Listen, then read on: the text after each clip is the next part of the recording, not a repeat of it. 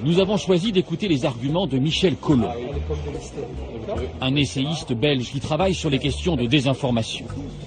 Pour lui, le soutien à la population libyenne n'était qu'un prétexte.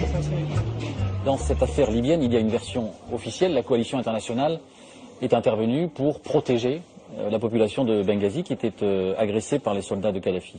Vous savez, à chaque guerre, il y a le phénomène des armes de destruction massive, c'est-à-dire le prétexte, le média mensonge pour justifier l'entrée en guerre et cacher les véritables buts. Et en fait, on a dit, c'est Al Jazeera, et elle a lancé, Kadhafi bombarde les manifestants. Il y a eu des enquêtes d'Amnesty et d'organisations des droits de l'homme financées par les États-Unis ou très proches ou tout à fait anti-Kadhafi, qui ont dit rien de tout ça n'a existé. Donc vous dites que c'est un prétexte ?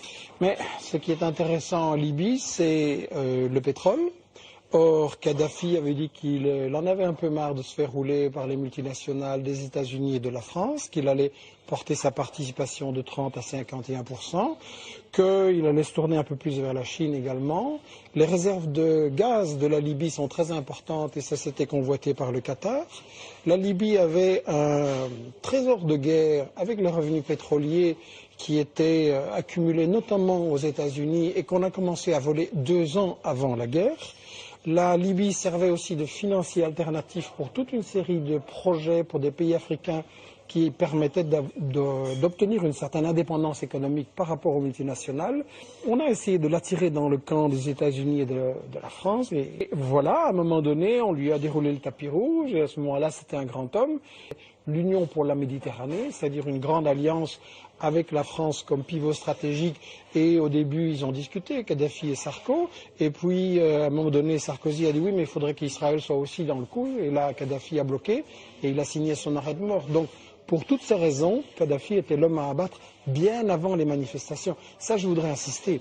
Les grandes puissances ne se mettent pas tout d'un coup à intervenir et à bombarder parce qu'il y a des manifestants qui se font tuer ici ou là. Ce sont des choses décidées depuis longtemps à l'avance et il faut savoir que tous les services secrets occidentaux étaient en Libye 6 mois avant le déclenchement des manifestations. Il y a eu un vote aux Nations Unies, une résolution pour intervenir en Libye. Je vous rappelle que la résolution de l'ONU prévoyait une no-fly zone. La résolution a été complètement violée, elle interdisait l'intervention au sol, elle interdisait de fournir des armes à un camp et elle ne permet évidemment pas de renverser un gouvernement et d'assassiner un président. Mais donc vous dites qu'il y avait une véritable coopération entre tous les États qui avaient des intérêts économiques ou politiques contre Kadhafi à intervenir directement dans ce conflit.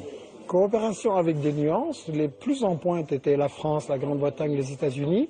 Donc c'est à la fois une guerre contre Kadhafi, à la fois une guerre contre l'unité des pays arabes et des pays africains, dont Kadhafi était un grand partisan. C'est à la fois une guerre aussi contre certaines puissances en Europe qui avaient des contrats avec Kadhafi, je pense à l'Allemagne et à l'Italie, pour en mettre d'autres à la place. Finalement, c'est une guerre pour les contrats. Est-ce que ce qui se passe pour la Libye est pour vous une sorte de règle d'or de tous les conflits? Il y a toujours des raisons autres qu'humanitaires pour intervenir dans un pays? Est-ce qu'on peut généraliser?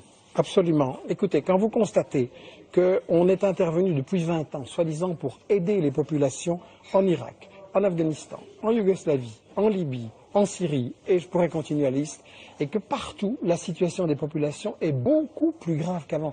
Je veux dire, c'est une catastrophe dans tous les pays où on est allé, soi-disant apporter le bien-être. Si vous croyez que les États-Unis font la guerre, et la France, pour la démocratie, je me demande pourquoi on soutient les pays dictatures dans le monde. Si vous me dites que c'est pour arrêter des terroristes, je me demande pourquoi on les a financés. Si vous me dites que c'est pour empêcher des armes de destruction massive, je voudrais savoir pourquoi les États-Unis et la France les filent à tous leurs petits amis et pourquoi les États-Unis sont la puissance qui a le plus utilisé les armes nucléaires, biologiques et chimiques.